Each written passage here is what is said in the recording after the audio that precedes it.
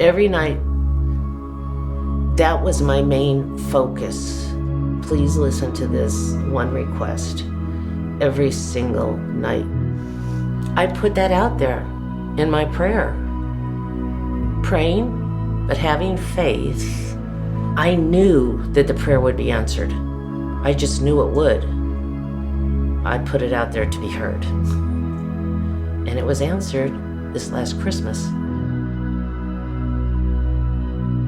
Tyler had posted the video presentation on social media where Luke was inviting everybody to come to church for the Christmas service. And it was just a heartfelt invitation. So I forwarded that to Scott as to maybe you'd like to accept this invitation.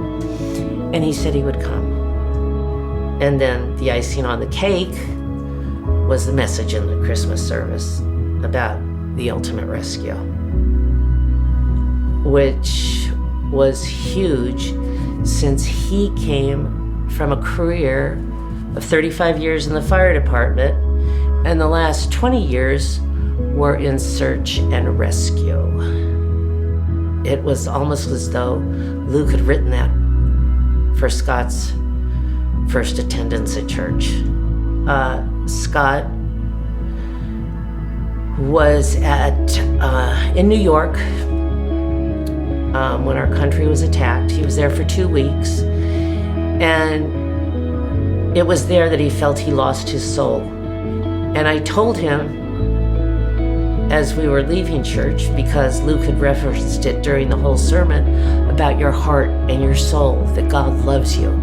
And I had mentioned as we were leaving, you may have felt as though you lost your soul, but this is a God that loves your soul. And he said, I know. He's joined me every week since. The conversations and the doors that have been opened with the following sermons have just been amazing. At the picnic, one of the ladies came up to me. She doesn't even know Scott other than to say hello to him, and said, oh my gosh, the difference in your husband. If they're noticing a difference, my neighbor Marilyn knows Scott very well, and she notices a difference. The difference to me is incredible and huge. It's God doing God's work, and he does it really well.